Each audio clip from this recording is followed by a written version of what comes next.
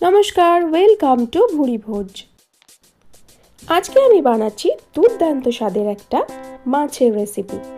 খুব সহজে বানানো যায় এটা, কিন্তু স্বাদ হবে অসাধারণ।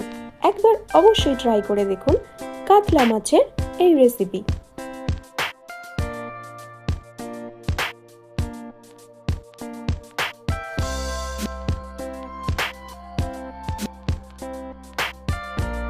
এর জন্য প্রথমেই আমি বেশ কয়েকটা কাতলা মাছের টুকরো ভালো করে ধুয়ে নিয়েছি।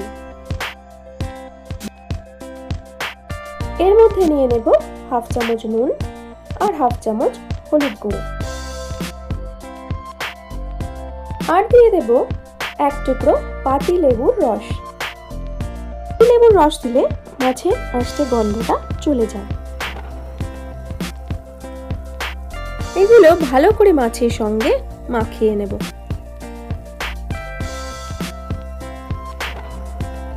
এবার কড়াইতে বেশ কিছুটা সরষের তেল নিয়ে ওটা ভালো করে গরম করে নেব, আর এর মধ্যে দিয়ে দেব সামান্য একটু নুন। তারপর ভালো করে নাড়াচাড়া করে নেব। এটা করলে মাছগুলো কড়াইয়ের সঙ্গে লেগে যাবে না।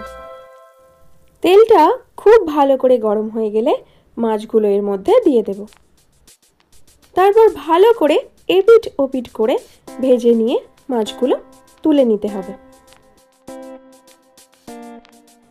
এবার মাছের কারিটা বানানোর জন্য মাছ ভাজার তেলের মধ্যেই দিয়ে দেব পেঁয়াজ কুচি, আর একটু পেঁয়াজ দিলাম গ্রেট করা। আপনি চাইলে পেঁয়াজ বাটাও দিতে পারেন। দেব পরিমাণ মতো নুন, সামান্য একটু ধনেপাতা কুচি আর হাফ চামচ আদা বাটা। তারপর ভালো করে নাড়াচাড়া করে নেব।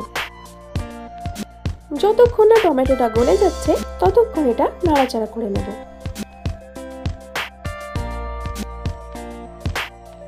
দিয়ে দেব হাফ চামচ লঙ্কার গুঁড়ো আর সামান্য একটু হলুদ গুঁড়ো। তারপর ভালোভাবে কষাতে হবে যতক্ষণ না রং ছেড়ে যায় এবং তেল ছেড়ে আসে। দিয়ে দিলাম খুব সামান্য একটু গরম মশলার গুঁড়ো। মশলা থেকে ভালোভাবে তেল ছেড়ে গেছে।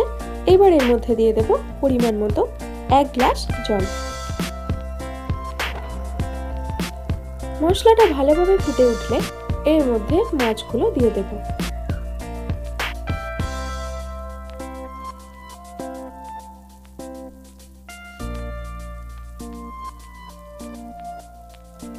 তারপর এগুলো তুলে নেব মিনিট 5 ফুটে গেলে।